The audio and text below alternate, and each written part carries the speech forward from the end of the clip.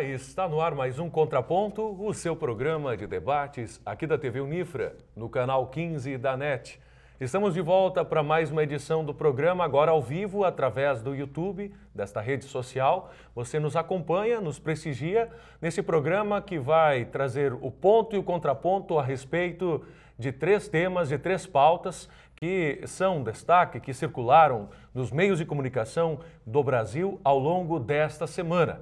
Esses três temas serão debatidos pelos professores do Centro Universitário Franciscano. A pauta de hoje começa com política.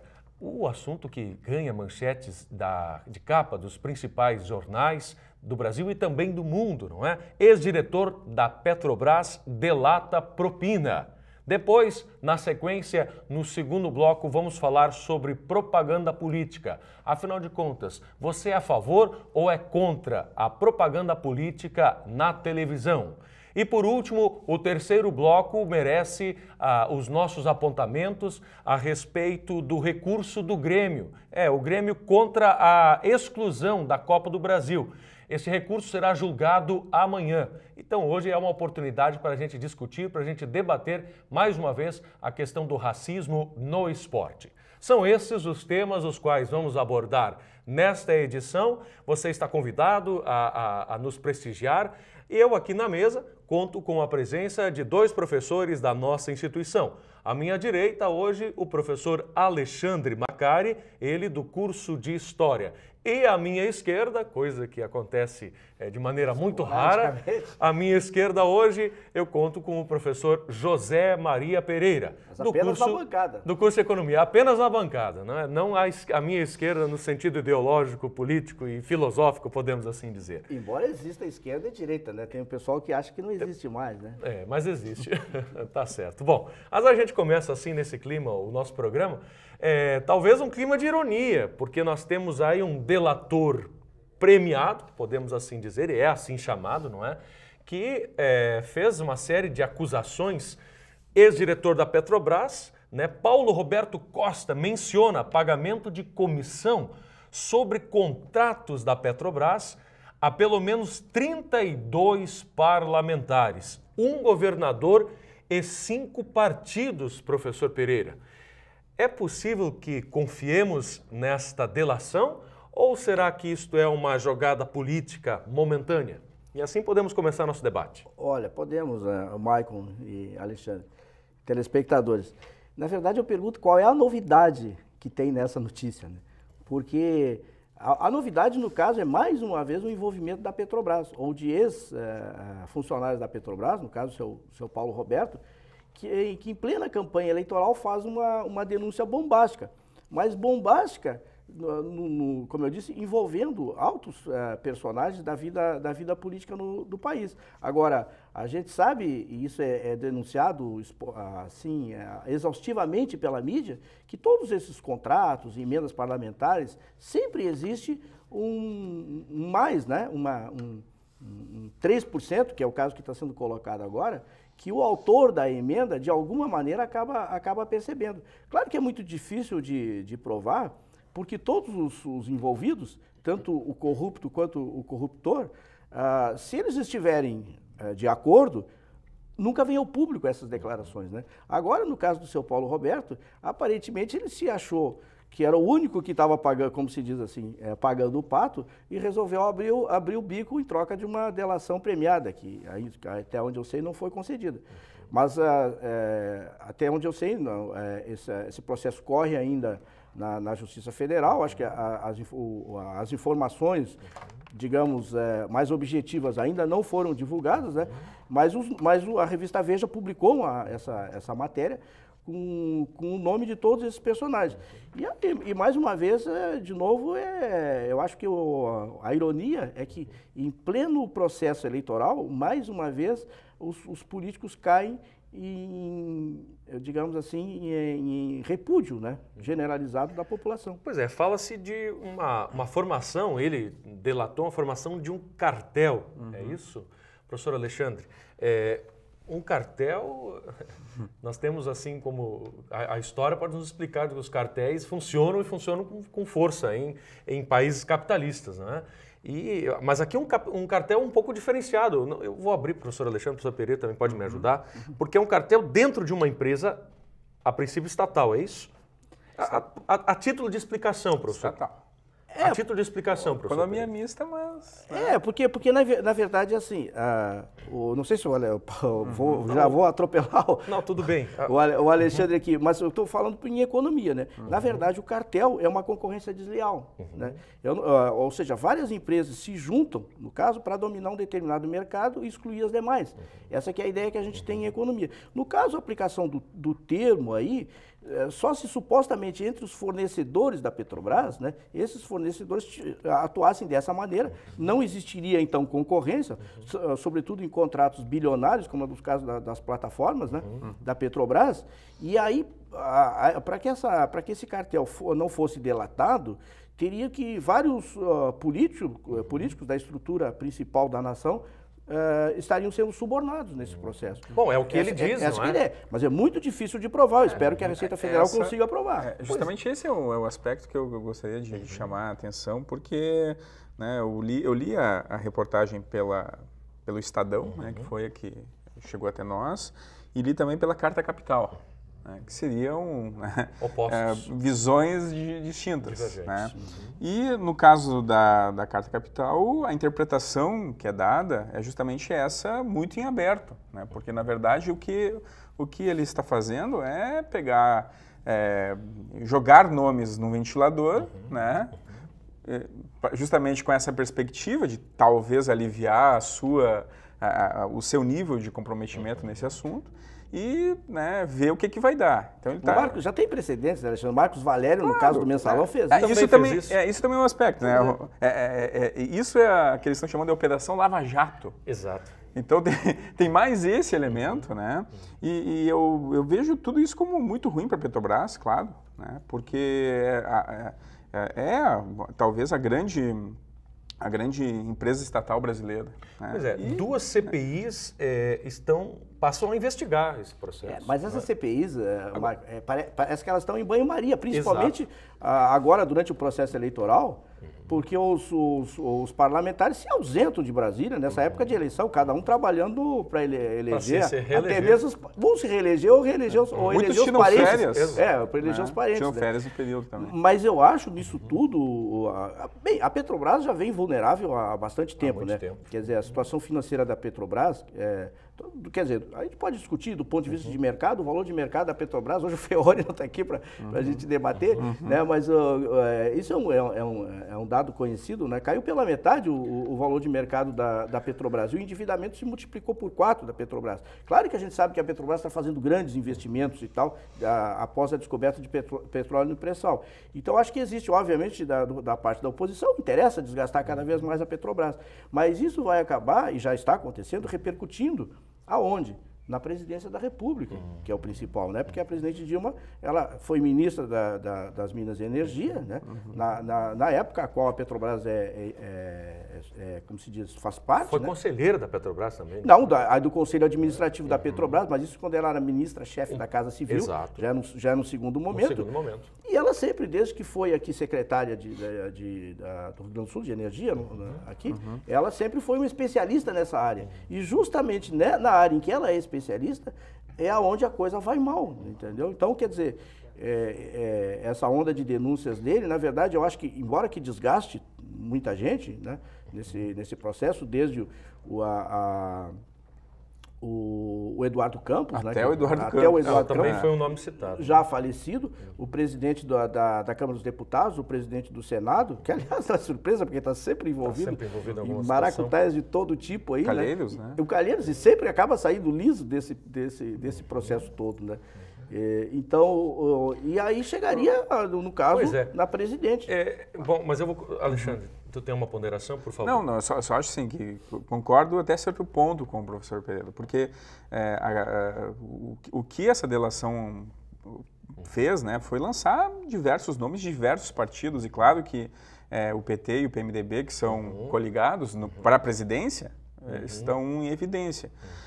Mas no caso dos governadores, né, os governadores citados, tanto o Eduardo Campos, né, quanto o do Rio de Janeiro, né? Eles teriam um favorecimento justamente por serem os estados que mais lucrariam com também o investimento da Petrobras dentro desses espaços. Pois é, Não, entendi. Então, né, eu acho que aí eu tiraria a Dilma da reta desse aspecto. Mas eu acho que acaba estourando nela, tanto porque, inclusive ela mesma deu uma declaração agora dizendo, porque o pessoal também tem telhado de vidro e tal, mas o meu telhadinho está sendo investigado pela Polícia Federal, pelo Ministério Público. Eu estou dando condições de fazer isso, ela diz, né? De fazer isso e tal. Mas é que o nome da Petrobras se liga diretamente a Dilma. Imprensa liga, né? Mas é inevitável. Mas a imprensa liga. Que é inevitável. Porque é inevitável ela fazer isso, né? Ela estava à frente da. Por exemplo, por que não liga, digamos, o ministro da Fazenda, o Guido Mantega? Porque o Guido Mantega não tem, em princípio, nada a ver com a Petrobras. Pois é, e aí vamos falar sobre isso. É uma pergunta que fica, né? A presidente Dilma anunciou, a partir de sua campanha, claro, não é? Uma mudança também de governo, não é?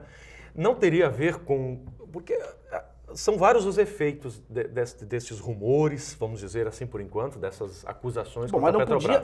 Na verdade, do ponto de vista do governo, eu acho que não podia vir em pior hora. Pois é. Né? Do próprio partido. O Guido Mantega está para sair do governo, professor. Nós temos essa informação divulgada pelos principais jornais aí, hoje circulando inclusive, não é?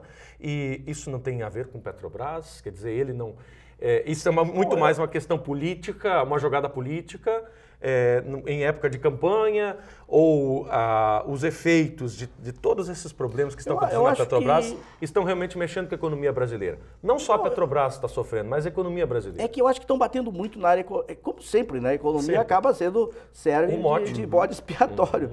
Então eles estão batendo, quer dizer, as duas coisas que os candidatos de oposição batem é principalmente na questão do baixo crescimento econômico, o que é verdadeiro, e na volta da inflação, o que não é verdadeiro, na minha opinião, né? Porque já faz alguns anos que a inflação continua no teto, que é 6,5%.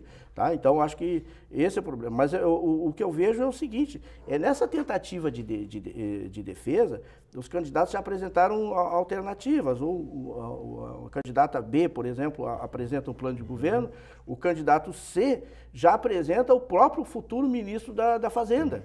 Entendeu? Então, nesse caso, só para me dizer, no caso da Dilma, que é, obviamente, a candidata A, ela teria que apresentar uma novidade nesse processo. E aí, num determinado discurso, ela não disse que substituiria o Mantega, ela disse que mudaria a equipe. E nisso daí, acho que foi entendido, não sei se pelo Mantega ou pela imprensa, pelo staff dele ou pelo próprio partido, como um descaso em relação à atual equipe. Então, eu acho que também, de novo, não existe, eu acho que muitas coisas estão prejudicando a Dilma no momento, porque eu acho que não seria, uma má hora, na verdade, para ver divisão na equipe. Principalmente com a saída do ministro. Né? Sobre a Petrobras ainda, né? Eu acho que, né, e claro que esse assunto ele vai vir agora nas discussões, nos debates e vai ser explorado exaustivamente. Vai acabar tendo um fim eleitoreiro também. E eu acho que isso é ruim para o Brasil como um todo, porque na medida que, claro, corrupção tem que ser investigada, sem dúvida, mas ver como tu vai tratar esse que seria um patrimônio brasileiro. Né? Não que o petróleo é nosso, aquela ideia utópica. Se for mesmo comprovado essas denúncias, cada contrato bilionário que a Petrobras faz é muito dinheiro envolvido. Isso realmente é um desgaste, né? Uma plataforma que usa um absurdo. Isso defende a justificativa de alguns, que seria privatizar, inclusive a Petrobras. E privatizando acabaria a corrupção? Penso que não, né? Porque há corrupção em espaços privados. Então, eu vejo isso com bastante delicadeza, assim, né? E eu tenho um certo medo, assim, da forma como essa grande quantidade de escândalos, porque são escândalos, né? Vão surgindo dentro dessa estatal brasileira. Tá bem, acho que assim a gente consegue fazer um preâmbulo interessante a respeito desse assunto, não é? A gente não consegue avançar muito. É provável que talvez na próxima semana surjam dados mais concretos, se for o caso a gente volta ao assunto. Se for o caso a gente volta a tocar no assunto. É importante que a gente trate desse assunto com muito esmero, com muito cuidado, até para não envolver os nomes dos presidenciáveis e dos candidatos que estão nesse momento fazendo as suas campanhas. Não é?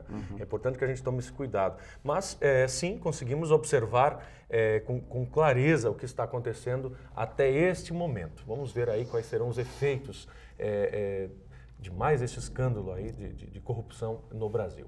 Nós vamos encerrando o primeiro bloco para voltarmos já na sequência para falarmos sobre propaganda eleitoral. Afinal, você é contra, você é a favor? Incomoda ou não incomoda a propaganda político-eleitoral na televisão? E aquele tempo todo de propaganda em horário nobre da nossa TV. Vamos falar sobre isso já já. Não levante daí. Nós voltamos logo.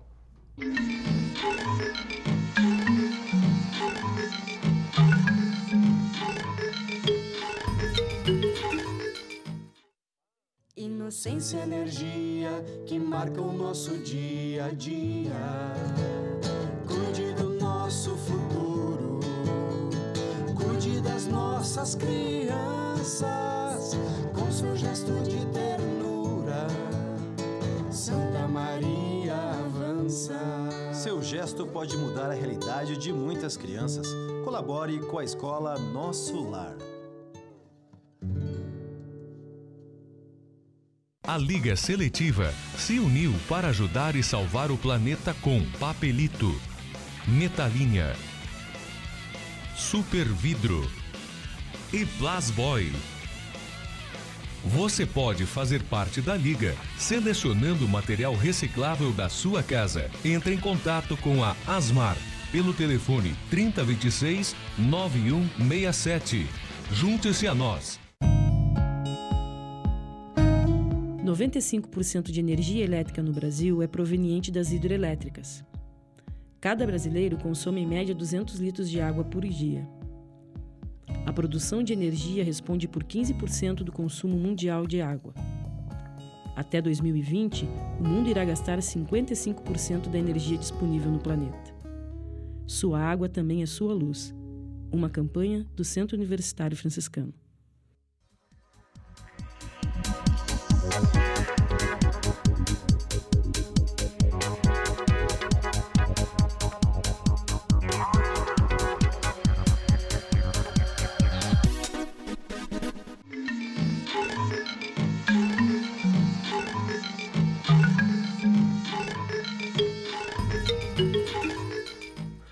O Contraponto está de volta para falarmos sobre propaganda político-eleitoral. Propaganda política, né? Esta que está todos os dias na nossa casa, por meio dos meios de comunicação, do rádio, mas principalmente aquela propaganda também da televisão que nos ataca, vamos dizer assim, em um horário nobre, é um horário nobre da TV. Para a gente que estuda comunicação sabe que o horário da noite é o horário mais caro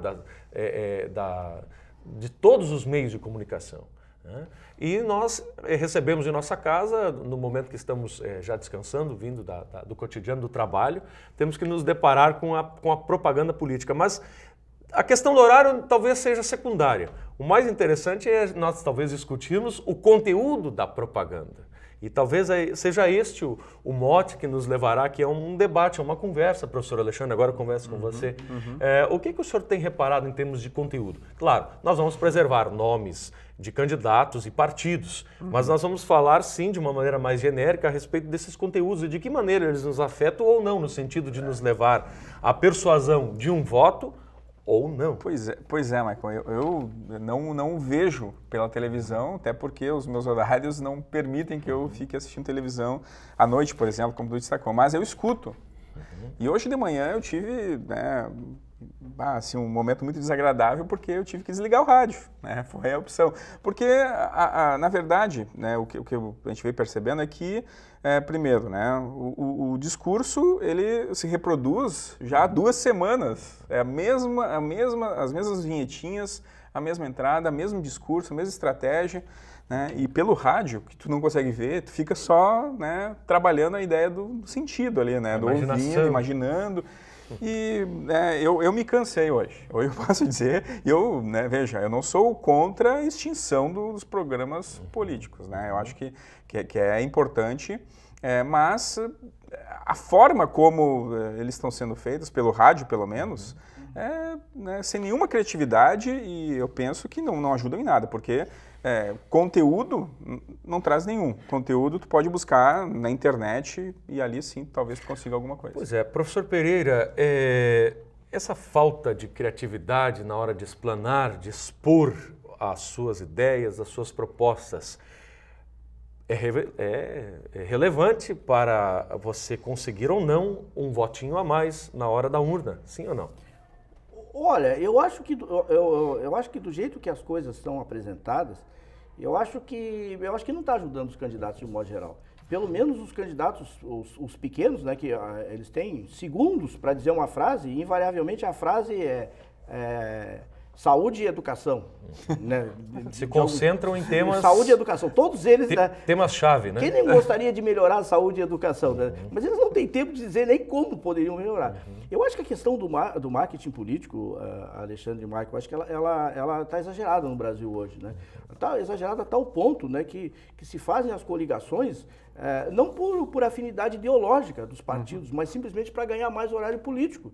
Né? Porque se parte do pressuposto que o marqueteiro do partido vai resolver, através de uma mensagem, né, mostrando as realizações, os feitos e tal, e se parte do pressuposto que também o eleitor não tem discernimento para poder ver o que é, digamos assim, efeitos especiais, né, do candidato e o que é verdade mesmo. Então eu acho que se a gente sabe que os marqueteiros políticos atingiram o status assim de popstars quase no Brasil, né, ganhando verdadeiras fortunas e tal.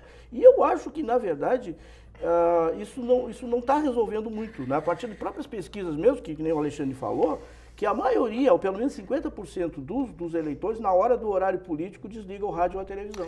Pois é, eu vou dizer para o senhor assim, eu acho que o problema realmente está no conteúdo ainda. A questão do marketing político ganha muita força se nós buscarmos um exemplo nos Estados Unidos, a campanha que o Obama fez, né? Uma campanha muito forte, principalmente usando as mídias digitais. O Obama venceu a campanha dele através da mídia digital. Sim, mas lá não é obrigado a votar. Mas a forma se sobrepondo ao conteúdo. Esse é o ponto que eu estou querendo. Exato. E foi um modelo, uma adaptação, né, de um modelo de mobilização social em busca, primeiro, do voto. Quer dizer, lá não é obrigado a votar. E depois de um voto consciente a partir de propostas nas quais o candidato consegue explicar esclarecidamente, em linguagem simples, para que desde um analfabeto que assiste TV, né, vai votar, mas não compreende muito bem linguagens, quer dizer, mas a explicação das propostas no sentido de conseguir dizer o processo de condução. Eu não sei como é que é lá nos Estados Unidos, não sei se o Alexandre sabe, mas certamente não deve ser esse esquema parecido nosso aqui do, aí que está. Do retratinho, põe o retratinho, mas é isso que eu quero dizer, justamente. Isso. Quer dizer, o formato também das nossas propostas de publicidade também deve ser repensado, concordo com isso, nesse sentido. Agora, principalmente na exploração dos conteúdos e eu diria mais, na aproximação dessas propostas com o eleitor, perdão. Essa que tu falou, eu vou voltar a falar sobre isso. Isso que tu falou, Michael, só me permite, professor Pereira, Sim. Porque agora o Michael falando me lembrou justamente da estratégia que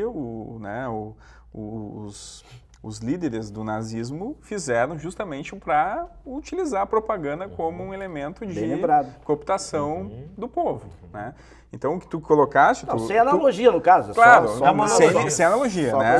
Mas tu pega o Minha Luta, atribuído ao Hitler, né? Sim. Ele explica lá como, né, fazer uso da propaganda política. Era o Goebbels, o ministro da propaganda. Joseph Goebbels. Então, te ouvindo aqui, pensou, isso não é novidade, isso é lá das décadas, né, da formação. Mas eu acho que se vende político como se vende sabonete, sabe? Aquela história do retratinho, isso aí não pode estar certo e não pode convencer o eleitor. Eu acho que teria que mudar, eu não sou contra o horário, quer dizer, o eleitor de alguma maneira tem que conhecer o candidato. Mas tirando os candidatos majoritários para presidente da República, governador ou eventualmente senador, que tem um pouquinho mais de espaço, o resto, entendeu? Digamos, a raia miúda, na verdade, é só...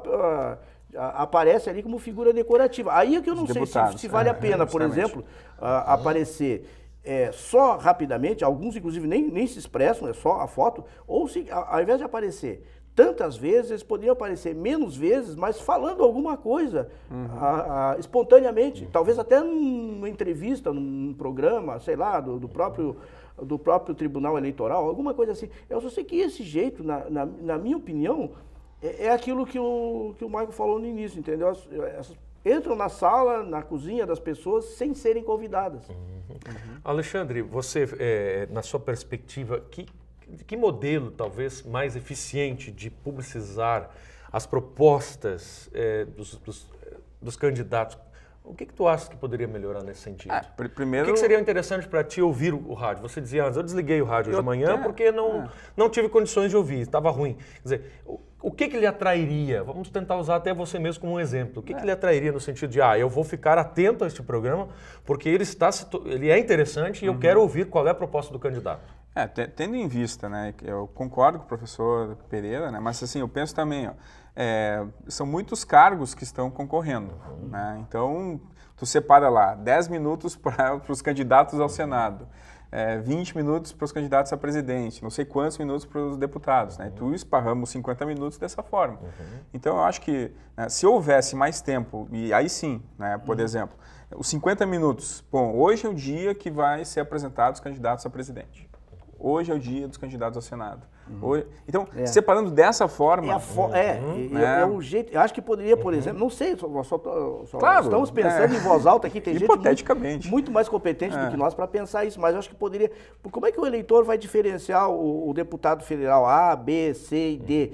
Poderia se fazer, eu acho que se assiste muito, a gente sabe que o pessoal assiste, por exemplo, o debate, digamos, dos governadores, dos presidenciáveis. Se poderia distribuir os dias da semana em que cada dia seria digamos, sei lá, 5 partidos, né? O partido A, B, C, D, e aí eles ficariam tendo um horário, digamos, uma meia hora na televisão para expor as suas ideias e debater, inclusive um perguntando para o outro. E seria interessante também, porque claro, o próprio eleitor consciente poderia pensar, eu não sei quem são os deputados, vamos ver hoje o programa dos deputados. O debate talvez seja a melhor maneira de publicizar hoje as ideias, porque dessa forma só afasta o telespectador e o ouvinte. Porque hoje a gente, honestamente, a gente tem pessoas que a gente vê que tem dificuldade, inclusive, de se expressar, entendeu? Então, quer dizer, essas pessoas, eu acho que se eleitas fossem, né, elas não representariam direito os seus eleitores. E num debate, isso ficaria claro para o eleitor. Né? Mas no marketing, né? Quando eu falei da criatividade, eu também não quero dizer que tem que ser artista para fazer a propaganda. Porque nós assistimos alguns que sim, fazem uso de estratégia. Uma prática que eu tenho ouvido pouco falar nos últimos dias é o comício. Não sei se eu trago isso à tona aqui agora, muito mais no sentido de pensar que eu, quando um tempo atrás, na minha cidade, então não sou natural daqui, moro aqui, claro, há 7 anos, mas nós íamos muito aos comícios. Showmícios, né? Também. Mas na época nem eram tão shows, eram realmente coisas mais simples. Eu não sei se a Justiça Eleitoral acho que hoje proíbe o show, né? Eu não sei, mas eu acho que Agora, o comício era uma maneira interessante de você conseguir interagir de maneira mais próxima com o candidato, inclusive cobrando dele. Mas como é que você vai colocar isso em prática mediante tais dificuldades? Quer dizer, isso a gente vê no debate também. Né? Um candidato diz para o outro, bom, você é muito bonito esse seu plano aí. Agora, como é que você vai colocar isso em prática? Né? Não é ilusório, não? É que a fila andou, né? Hoje seria o comício eletrônico, eu acho, que as pessoas interagiriam através da internet e tal. Quer dizer, hoje as pessoas são mais comodistas de sair de casa para assistir um comício, ficar em pé, não sei. Acho que isso foi uma fase, eu acho que já passou, como tudo, né? Eu trouxe à tona justamente para ver que tipo de comício nós poderíamos organizar hoje, né? Quer dizer, os partidos poderiam pensar, um comício eletrônico seria uma boa alternativa, professor Alexandre? O senhor concorda, professor Pereira? Eu acho que assim, alguns já fazem, né? Alguns já têm. Né, esse tipo uma interatividade. O sujeito está em casa e pode por ali fazer uma pergunta, um questionamento, um elogio que seja. Alguns já fazem. Seria um modelo interessante de discussão, de debate. Não sei se funciona, né, porque eu não acompanho o andamento das campanhas assim de uma forma tão próxima. Mas eu sei que alguns fazem e eu acho interessante e válido. Eu só acho que a ideia do comício, né, um tempo atrás, tínhamos comícios cidades médias, como Santa Maria, né? Hoje, né, dificilmente veremos para presidente, por exemplo, um comício. As grandes cidades, sim. Né? Porto Alegre, as capitais. Acho que o comício, os governadores ainda arriscam. Os governadores ainda arriscam. Eu acho que o comício, isso que o Alexandre falou, tinha essa vantagem, né? Pelo menos na época dos comícios, os candidatos tinham que conhecer a região. Isso já era alguma coisa. Hoje, eventualmente, eles não sabem pelos assessores como é que é a região, mas os candidatos não diziam, olha, eu visitei durante a campanha eleitoral 300 cidades, quem visitava mais cidades tinha mais peso e tal. Isso a gente não tem escutado mais, né? Mas se critica isso hoje, né? Porque a campanha do tal ganha tanto e, portanto, pode fazer esses grandes deslocamentos. Pode fazer viagens maiores. Então, ainda isso é arriscado também, professor. Dias atrás nós estávamos... Sim, mas o candidato pode dizer, eu conheço mais os problemas da região, porque eu fui lá em loco ver isso, né? Outra forma de propaganda política que acaba sujando as ruas é a distribuição dos chamados santinhos, né? Essa é uma maneira... Esses dias, numa aula de publicidade, eu conversava com os alunos de segundo semestre aqui do curso de publicidade, e eles estavam, entre eles, pensando também, né, como que nós poderíamos tornar mais otimizada a maneira de propagandear. E aí aparece mais o poder econômico. Isso tem algumas questões... Agora assim, o santinho funciona muito, especialmente nos bairros, não é? Inclusive no próprio dia da eleição, não é? Tem aquela distribuição. Por outro lado, tem todo... Apesar que é proibido isso. Exato. Tem toda uma coisa negativa. Boca de urna não, né? Exato, boca de urna não pode. Né? Mas a gente estamos falando aqui de diferentes modelos e modos de fazer propaganda. Agora, isso nos leva, a gente falou um pouco nos Estados Unidos, a pensar várias coisas. Por exemplo, o voto deve ser obrigatório. Essa é uma questão, né? Que eu acho que você eliminaria muito essa ideia do voto de cabresto, que ainda existe, a gente sabe, em certas regiões, do santinho e tal. Eu só votaria consciente. O senhor acha que propaganda... Eu, pessoalmente, sou a favor do voto... Eu sou a favor do voto obrigatório. Não, pois eu sou contra o voto obrigatório. Eu sou a favor do voto obrigatório. Eu acho que a pessoa, ninguém deve ser obrigado, na minha opinião, modesta opinião, acho que ninguém deve ser obrigado a fazer aquilo que ele não quer fazer, entendeu? Principalmente escolher alguém que ele não gostaria de escolher, escolhe porque obrigaram ele a escolher. Eu acho que quem tem a consciência escolhe melhor. O outro que se omitiu, bom, ele deve se sujeitar à escolha dos demais. Né? Uma propaganda melhor, professor Pereira, me desculpe, ainda voltando àquele assunto, uma propaganda melhor construída, já que estamos falando e fazendo uma crítica àquilo que estamos vendo por aí.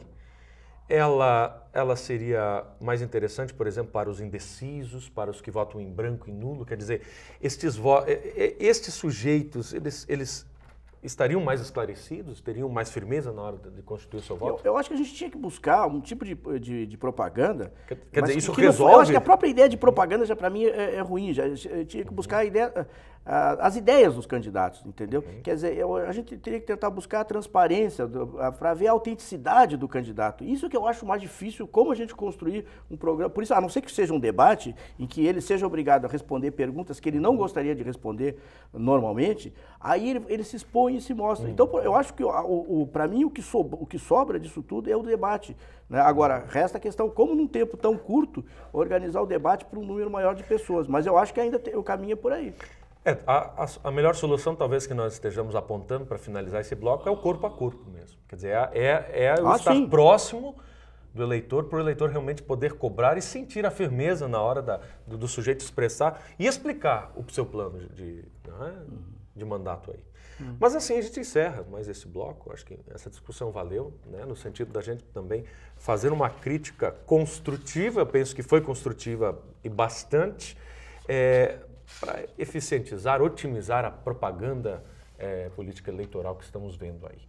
Terminamos este bloco, o segundo. Na volta, no terceiro bloco, voltamos a falar do caso de racismo no Grêmio, já que amanhã, não é? Amanhã acontece assim o julgamento, não é? O Grêmio entrou com recurso, não é? Contra a penalização do Tribunal Desportivo, e amanhã será um momento importante aí para a torcida gremista. Voltamos já. No caso amanhã, porque hoje é terça-feira. Hoje é terça-feira. Gravado na terça. Importante, nós estamos gravando hoje, terça-feira, mas nós vamos debater, vamos discutir, vamos repensar essa questão. No terceiro bloco, voltamos já.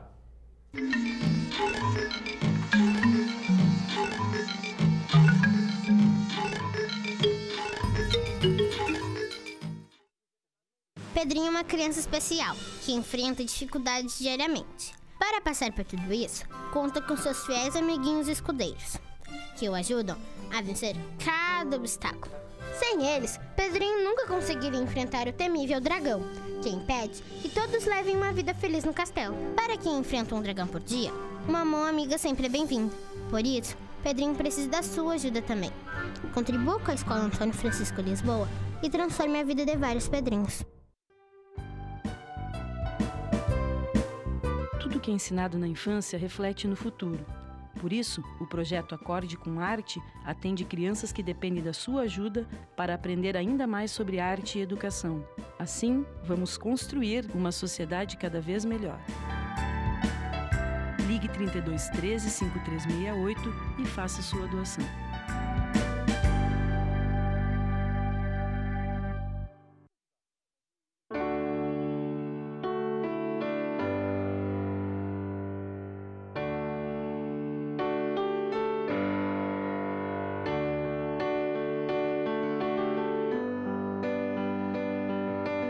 E no fim de tudo, Pipa e Vento, num belo momento, vão chegar ao céu.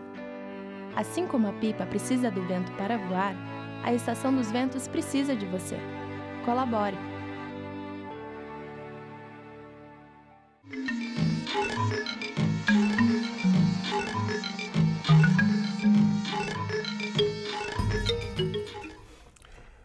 Muito bem, terceiro bloco do Contraponto. Hoje é terça-feira, a gente já dizia antes, amanhã, quarta-feira, acontece então um julgamento importante para a nação gremista, não é? O recurso do Grêmio contra a exclusão da Copa do Brasil será julgado, então, e nós estamos trazendo de volta de novo esse tema. Já no programa anterior havíamos feito um debate a respeito do caso de racismo que aconteceu, não é? Do goleiro Aranha do Santos, professor Pereira.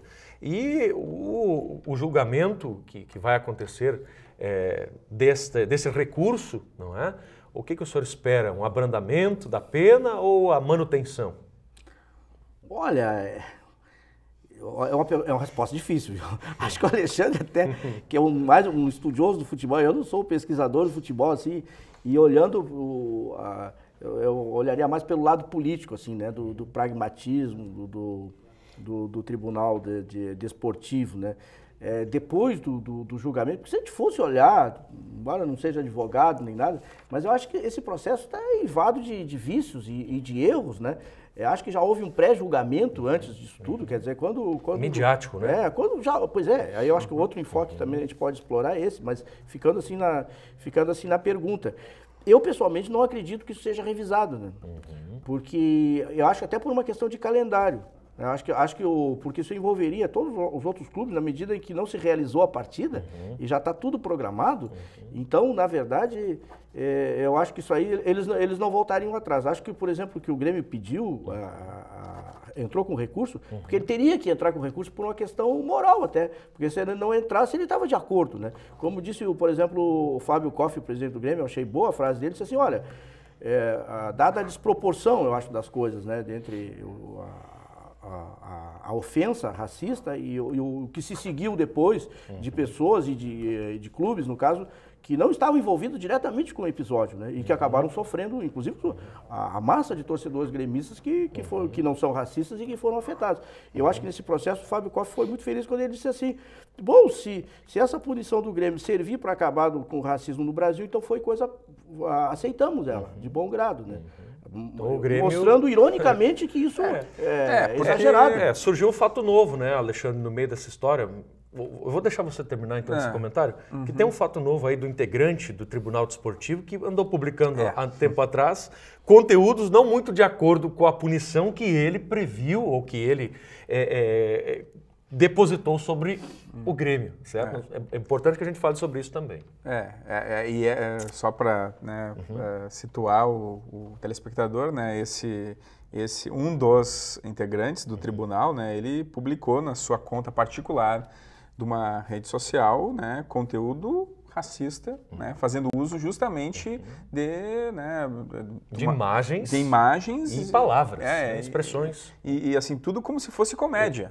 tudo como se fosse algo natural, simples, engraçado, irônico, sendo que não eram, né? Não eram e, enfim, ele meio que se autocondenou já na medida que ele pediu afastamento. E excluiu a rede social no mesmo instante em que circulou pela rede social o vazamento dessas informações, ou seja... Mas isso é recuperável, a gente está vendo o caso aí do menino Bernardo, as pessoas que viram isso salvaram a página. A maioria gremista. Será que isso vai estar no processo amanhã, Alexandre? Não, olha, eu não... Ou alguém vai gritar, né? Certamente isso já, né, nos bastidores, a gente sabe que fosse nos bastidores, que às vezes inclusive julgou o próprio clube antes de sair o resultado, né? O Grêmio pode utilizar esta informação, esse fato novo para se defender? Olha, será? não sei se pode. Talvez o professor Ferroni, se estivesse aqui, nos ajudaria nisso. É uma questão de direito, né? Não sei como é que pode ser utilizado. Agora, isso a mídia utiliza. Com certeza. Então, se a mídia ajudou... A punição... se a mídia ajudou a condenação inicial, olha, o STJD também está sendo investigado, né? Então, não é um mero Mas ainda que esse exercício que ele fosse excluído da votação, aí a votação foi por unanimidade. Exato, claro. Não foi 4 votos, né? Então, acho que não... Exato. Mas é um fato interessante para a gente colocar na balança, né, professor Pereira? Mais que fato, eu vejo... No sentido do julgamento feito sobre principalmente a moça, a menina aquela. Eu vejo hipocrisia nisso, Exato. Na verdade, Maicon. Porque... Houve o erro da menina? Houve. Porque o sujeito, ele emitiu um discurso moral. Né? Quando ele falou na prática, verdade. Então, assim, não querendo julgar o sujeito, mas, por favor, né? Então, de hipocrisia, a gente sabe como o Brasil está... É uma sucessão de erros aqui. A menina errou, o TJ... o clube errou. O clube errou, mas também está sendo errada o julgamento sobre a moça. Aí já é um outro... quer dizer, eu acho... São vários pontos. São vários pontos aqui. São vários ângulos de observação. Eu acho, sim, realmente, de novo, né, nós acabamos falando um pouco da mídia, e eu acho que sobra para a mídia nesse processo. Acho que houve um exagero, para dizer o mínimo, né? Houve um super espetáculo em cima de um caso que eu acho que é um caso grave do ponto de vista de racismo, entendeu? Mas que não interessaria a população como um todo. Quer dizer, eu acho que pegaram a moça Patrícia como um bode expiatório, entendeu? E aí houve uma desproporção entre o delito que ela cometeu e a repercussão que isso negativa sobre a vida dela. Professor, só permite assim, um contraponto, né?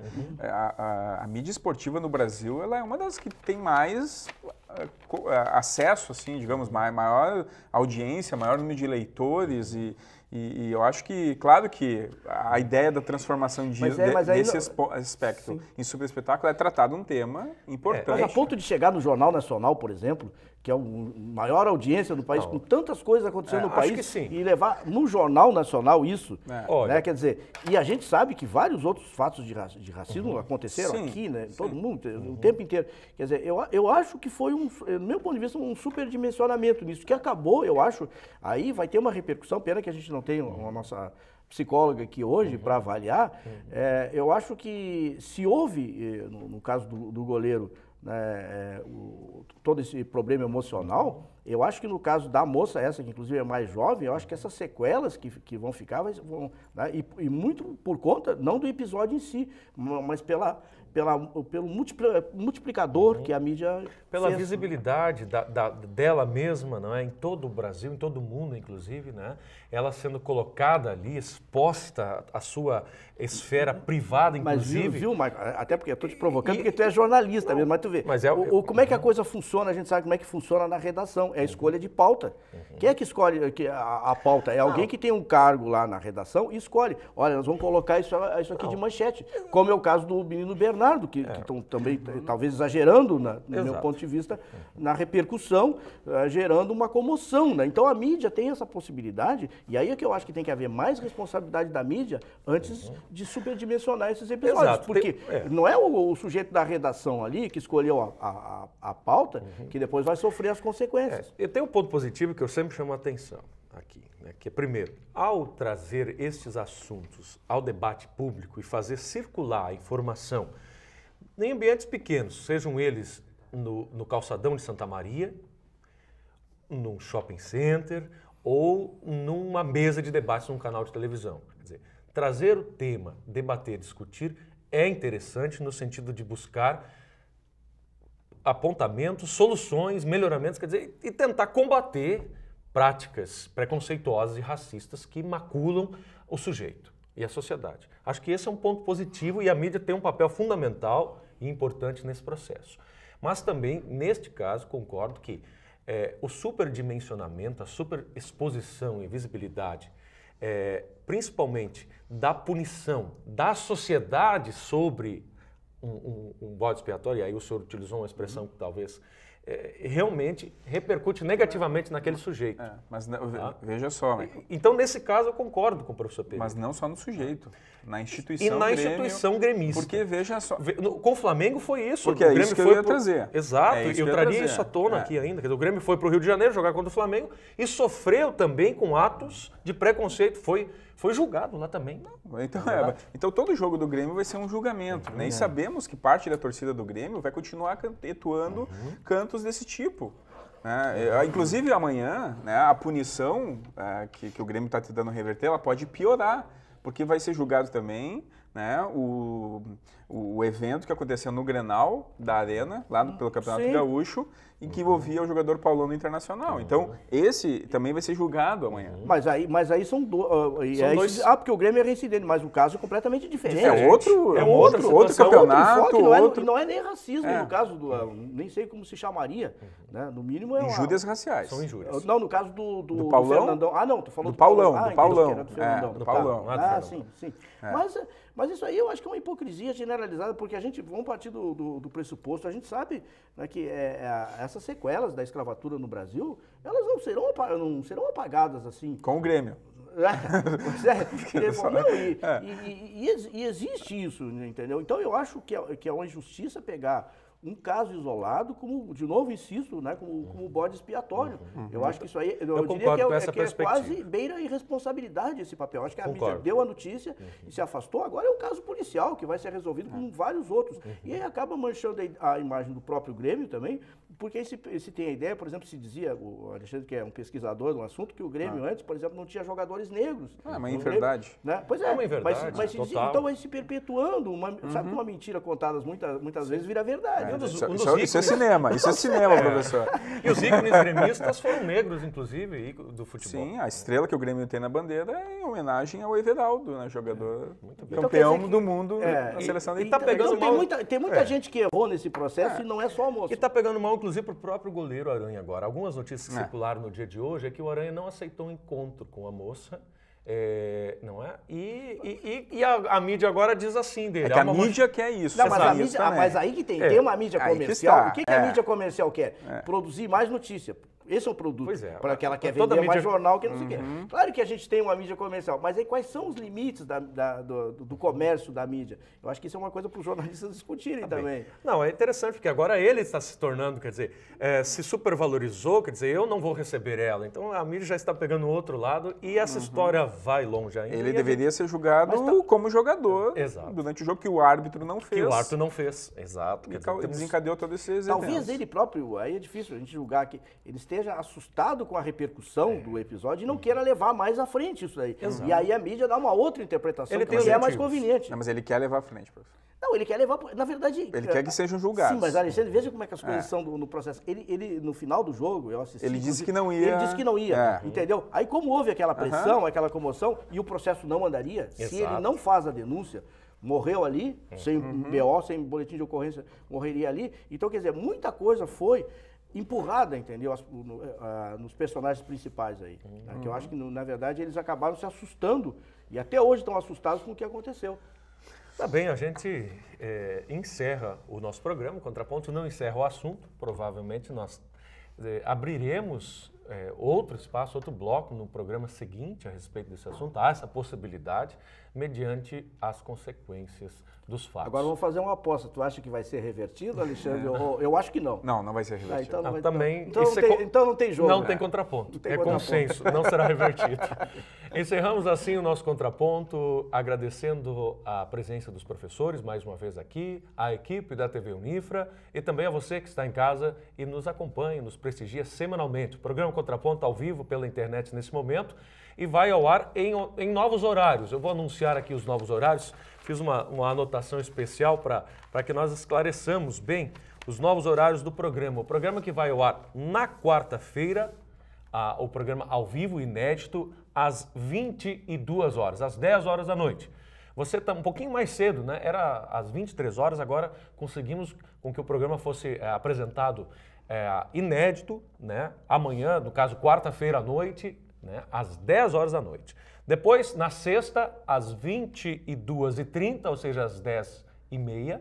E no domingo também, às 22h30. Você também confere isso no canal 15 da NET, aqui através da TV Unifra. Na internet, você pode assistir o programa a hora e na hora que você quiser. É só acessar o endereço do YouTube, esse que vai aparecer aí, este aí mesmo que está na sua tela. Lá o programa fica disponível para você olhar, reolhar, criticar e apontar uma pauta, nos sugerir um assunto para que debatemos aqui. Obrigado pela audiência, até o próximo programa. Tchau, tchau.